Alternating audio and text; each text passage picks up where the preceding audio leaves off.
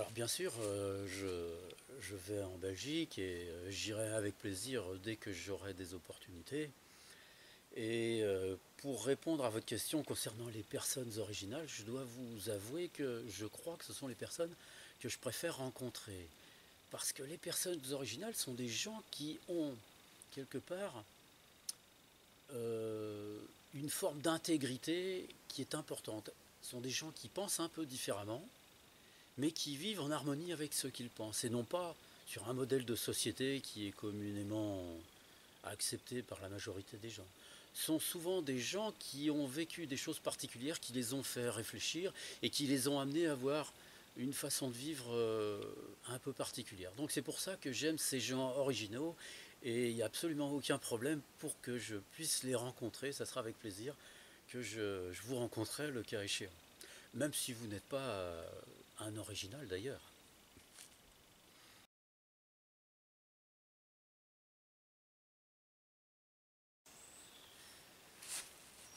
Alors, la solitude des voyages. Je vais vous dire quelque chose qui va peut-être un petit peu vous décevoir, mais je n'ai jamais ce sentiment. Je n'ai pas de sentiment de solitude du tout. Je n'ai pas de gêne par rapport à ça. Moi, je suis quelqu'un qui peut vivre seul. Je vis seul d'ailleurs et j'aime vivre seul.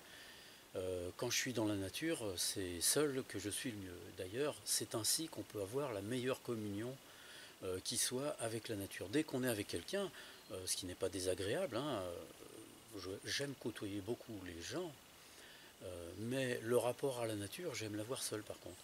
Lorsque on est seul, la sensibilité qu'on a, associée au silence de la nature, permet une communion qui fait que ce sentiment de solitude ne peut plus jamais exister. Et moi, ça fait,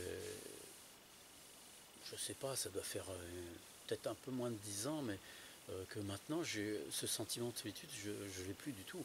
J'ai eu ça auparavant, je l'ai eu en partie quand j'étais adolescent, et ensuite j'ai été amené à croire qu'il fallait forcément vivre avec quelqu'un pour être normal, pour être complet ou quoi, mais euh, ensuite les faits m'ont montré que c'est une erreur, que à l'intérieur de nous-mêmes, on est tout seul, hein, quand bien même on serait avec quelqu'un toute la journée ou avec 100 personnes, on est tout seul à l'intérieur de soi. Et la première chose à comprendre, c'est d'abord ça, c'est qui nous sommes et ce que nous, disons, ce que nous sommes amenés à faire durant notre vie, quoi. Comprendre est-ce qu'il y a un sens à la vie ou pas, et puis comment mener sa vie surtout. Donc à partir du moment où ces choses sont venues à moi naturellement, j'ai ce sentiment de solitude que j'avais en partie auparavant, puisque j'étais amené, je vous ai dit, à croire qu'il fallait vivre avec les autres ou vivre avec quelqu'un, il a disparu complètement. J'ai rien fait de particulier et maintenant, je vous dis, être seul n'est absolument pas un problème pour moi, mais alors pas du tout. Au contraire, je vous dis, c'est vraiment l'état dans lequel je me sens le mieux. Alors peut-être que c'est une nature, certains diront, je ne sais pas. Je pense que nous devons tous plus ou moins réfléchir à ce que nous sommes, parce que on est involontairement influencé par les gens qui nous entourent et le monde ou la société dans lequel on grandit. Et parfois, certaines réalités sont modifiées. C'est à nous de les découvrir.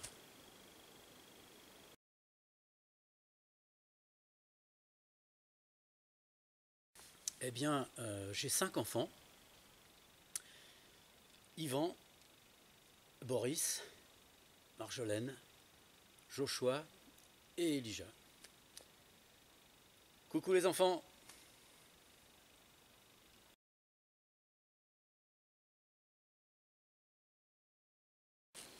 Alors je ne fais pas de trop grands projets, j'ai toujours des idées dans la tête évidemment, des idées qui me permettent, le cas échéant, quand je me trouve devant une opportunité, de les mettre en œuvre. Mais je ne fais pas trop de projets à long terme parce que en général on ne peut pas être prévoyant sur de très grandes périodes de temps. Par contre, je vais continuer les sorties que je fais de trek, d'apprentissage au trek. Ça va continuer l'année prochaine, donc toujours par groupe de 6. Je vais privilégier les niveaux 1 pour que le plus de personnes possibles puissent accéder à ce sentiment de liberté qu'on a quand on est dans la nature et quand on arrive un petit peu à être autonome, à se débrouiller tout seul dans la nature. Alors évidemment, au bout d'un week-end, on n'est pas encore autonome, c'est sûr, mais on a la possibilité pendant ce week-end de ressentir quelque chose de nouveau et surtout de savoir si au fond de nous-mêmes on a vraiment ça en nous ou si vraiment ça ne nous intéresse pas, quoi. Voilà. Donc ça je vais le conserver, ça fait partie des projets. Dans les projets qui sont à venir par contre, qui ont commencé à être mis en place, je vais donner l'importance à des treks que je ferai à l'étranger, donc en l'occurrence au Maroc. Parce que ce sont les seuls treks dans lesquels je peux vraiment amener les gens à être dans un milieu sauvage. Donc pour ceux qui voudront vraiment savoir ce que c'est que se débrouiller dans la nature, il faudra aller là-bas. L'intérêt de ce pays, c'est que c'est à côté, c'est pas trop cher, et c'est le seul moyen de pouvoir accéder à cette capacité de se sentir libre dans un milieu naturel. Ensuite, les sorties de plantes. Alors les sorties de plantes, j'en faisais effectivement, mais je n'en fais plus. J'en fais plus pourquoi? Parce que pour faire des sorties de plantes intéressantes, il faut une salle pour pouvoir se réunir l'après-midi. Moi, je fais comme ça parce que j'ai trouvé que c'était la meilleure façon pour ceux qui me suivaient d'apprendre. Le matin, je les emmène dans la nature, reconnaître et ramasser des plantes. Le midi, on mange ensemble dans une salle et l'après-midi, j'explique à quoi servent les plantes et comment on peut s'en servir dans la vie de tous les jours, si vous voulez. Donc ça prend un certain temps, mais en même temps, ça permet un contact. Alors vu que la participation n'était pas très chère, donc les salles ne sont pas toujours gratuites et c'est ce qui est le plus difficile à voir. Donc du coup, plutôt que de me casser la tête à faire plein de recherches et tout, j'ai arrêté. Et bon, dans les sorties de trek que je fais, de toute façon, il y a toujours une partie dans laquelle j'apprends à reconnaître des plantes qu'on peut manger, des plantes qu'on peut soigner. Évidemment, pour la première sortie qu'on fait avec moi, je ne peux pas vous apprendre un nombre considérable de plantes très important. D'ailleurs, on ne peut pas les mémoriser. Je dirais que je ne cherche pas à donner trop de plantes à apprendre, d'ailleurs. En tout cas par session. Après, pour ce qui concerne les cours de savoirs ancestraux, je préfère faire des vidéos sur ces sujets-là plutôt que de donner des cours, parce que c'est plus pratique, et puis parce que les savoirs ancestraux, il faut que je me trouve devant une opportunité pour pouvoir vraiment la présenter. Sinon, en cours, c'est très long à faire, et je dirais qu'il y a peut-être moins de personnes qui seraient intéressées, je ne sais pas, mais il faut beaucoup de pratique pour pouvoir le présenter. Donc je préfère que ce soit en vidéo et que les gens ensuite, d'eux-mêmes, fassent un petit peu plus de recherche pour voir s'ils ne peuvent pas l'exercer ensuite. D'ailleurs, dans toute chose, je crois que c'est ce qu'il faut faire. Il y a une partie qui vient de soi qui est très importante, donc au départ on reçoit une forme d'information, mais ensuite il faut pratiquer, et il faut pratiquer par rapport à soi-même, c'est-à-dire qu'il faut forcément que vous adaptiez ce que vous apprenez à vous, et ne pas répéter forcément ce qu'un autre vous a dit, même si c'est moi, même si je vous dis il faut faire comme si, enfin je n'ai pas tendance à imposer, mais même si je vous disais ça, ne le faites pas, faites-le par rapport à vous, et toujours par rapport à vous. Une dernière chose qui était dans les projets, qui reste dans les projets, alors je devais faire une conférence à Montpellier le mois prochain. Là aujourd'hui nous sommes le 28 octobre, donc le mois prochain je devais faire une conférence à Montpellier, mais avec les dispositions sanitaires qui ont été prises, donc ça s'est annulé, puisqu'on ne peut pas être plus de 6, et puis apparemment il semble que ça va encore se modifier, donc les choses sont annulées, mais par contre ça reste en projet, donc toutes les associations ou les personnes qui souhaitent éventuellement que je vienne faire une conférence sur les plantes sauvages, et en l'occurrence les plantes sauvages de la région dans laquelle ils habitent, peuvent me contacter. Hein. Ce sont des conférences que je donne qui font à peu près 1 heure, dans lesquelles je parle, mais il y a des vidéos qui sont des photos qui sont projetées, donc ça dure à peu près 1 heure. C'est pas trop casse-tête. Par contre, bon, ça permet à tous de pouvoir faire un petit peu le point sur ce qu'on peut faire dans sa région, les plantes qu'on peut voir, l'intérêt qu'on peut en tirer, et en même temps de se connaître. Je crois que c'est quelque chose de pas mal. Et puis il y a une chose que je devais faire. Je ne sais pas si je vais arriver à la faire comme je voulais. Je voulais faire le tour de France de tous ceux qui veulent me rencontrer pendant le mois de novembre là, et je ne sais pas si je vais pouvoir le réaliser. Je vais essayer de le faire un petit peu. On verra. C'est difficile quand on se trouve dans une époque dans laquelle il se passe des choses nouvelles. Voilà.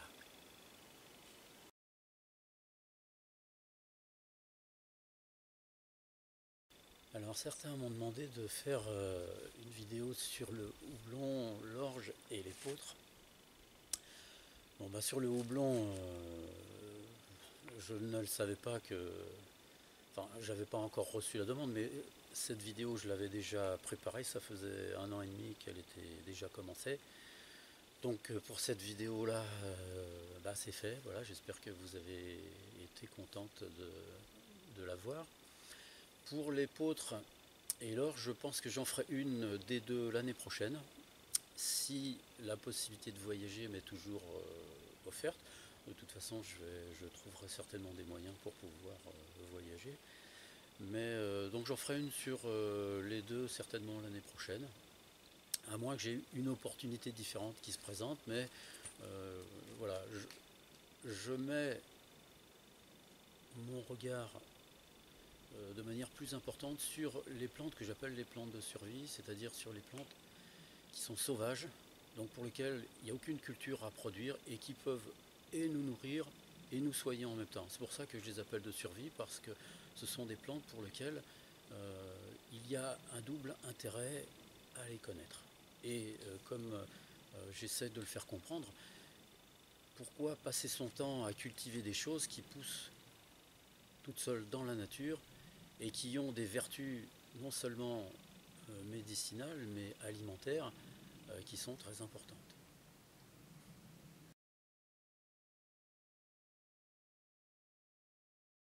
Bien, je dirais que le confinement a eu un avantage pour ce qui me concerne, puisque ça m'a donné plus de temps pour écrire le deuxième livre, pour le finir, puisqu'il était déjà commencé évidemment.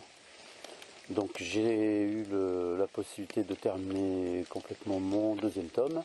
J'en ai commencé un troisième. Donc le deuxième tome, j'espère qu'il pourra paraître pour le début de l'année prochaine. Ça va dépendre évidemment des opportunités que je vais avoir pour le faire imprimer. Puisque pour l'instant c'est un petit peu bloqué, donc je vais attendre. Voilà. Donc ça sera au total, c'est ce que je voulais faire, 3 tomes différents, 3 tomes de 20 plantes de survie chacune. Voilà, il n'y en aura pas plus après, il y aura peut-être des livres autres, mais plus sur les plantes de survie, en tout cas avec 60 plantes au total. Je pense qu'il y a vraiment tout ce qu'il faut pour pouvoir se débrouiller ensuite.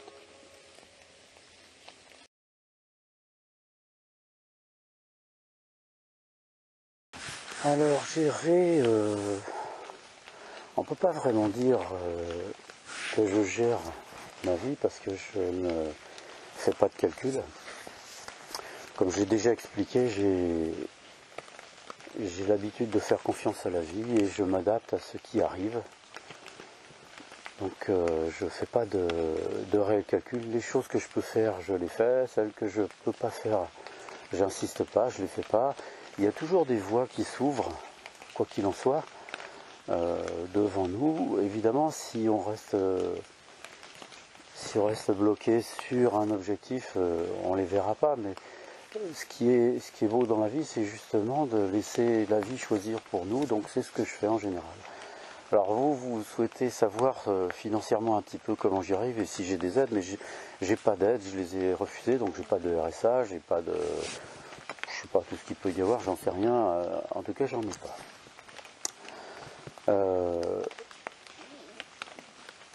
J'ai tendance à dire qu'il me faut vraiment pas grand chose pour vivre, j'ai de très petits besoins, ce qui fait que si on va aller par ordre de croissance, si vous voulez, vu que je mange pas mal de plantes sauvages et de produits comme ça, j'arrive à me débrouiller pour manger, enfin à vivre.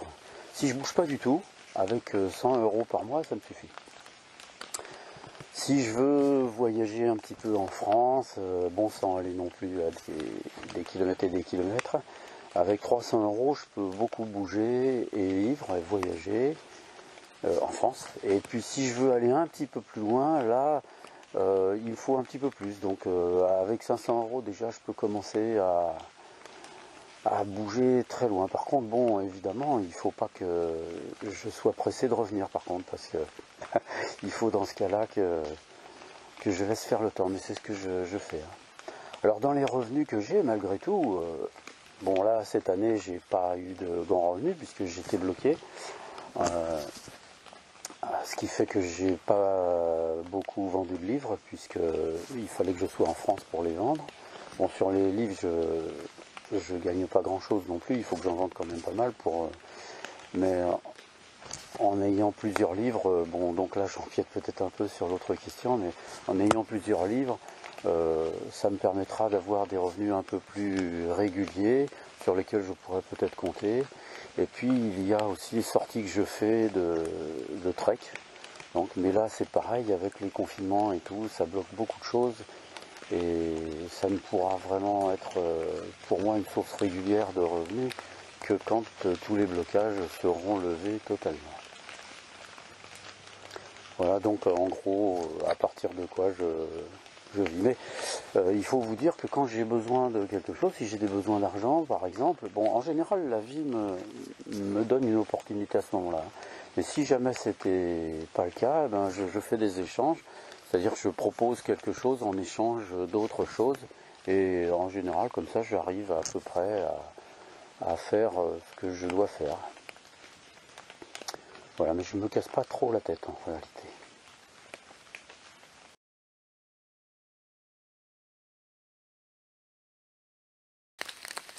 À faire une vidéo, c'est assez long quand même. Bon, si c'est juste à parler, à présenter quelque chose sans rien, c'est pas trop long.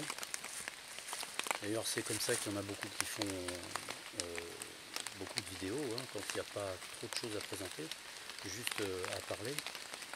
Après, pour monter tout ça, il faut, bon, si c'est juste à discuter pour une quinzaine de minutes, à monter, filmer, tout ça, il faut 3 heures en gros, et ensuite il faut le télécharger. En ce qui concerne les vidéos qui demandent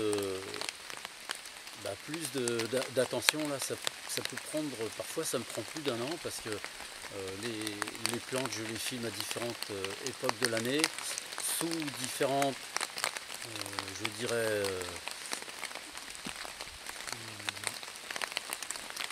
sous différents plans, et parfois dans différents pays, volontairement, pour qu'on puisse voir les différences entre les pays.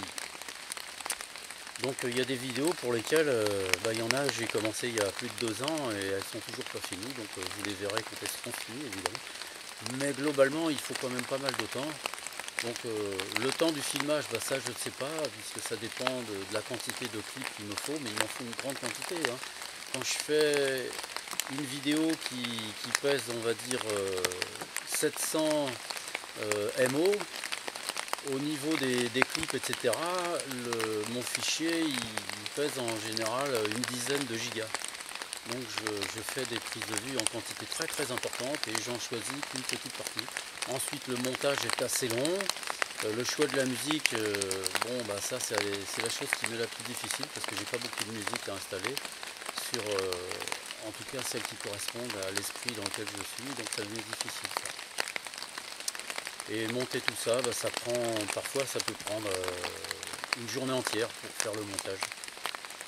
Voilà, une journée entière, des fois un peu plus.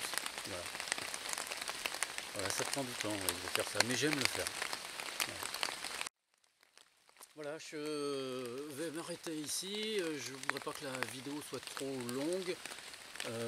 J'espère que vous m'en voudrez pas si je n'ai pas cité votre question. Vous savez que de toute façon, les questions, vous pouvez me les poser aussi sur la chaîne. En général, je réponds à tout le monde. C'est rare que je réponde pas, hein. Vous pouvez toujours me poser des questions sur la chaîne, je répondrai. Sur le site aussi, puisque sur mon site vous avez les encadrés contacter Trek Eco Survie Aventure. Voilà, j'espère que ces réponses vous auront satisfait. Voilà. Eh bien, écoutez, je vous dis à tous au revoir et puis à bientôt dans une prochaine vidéo.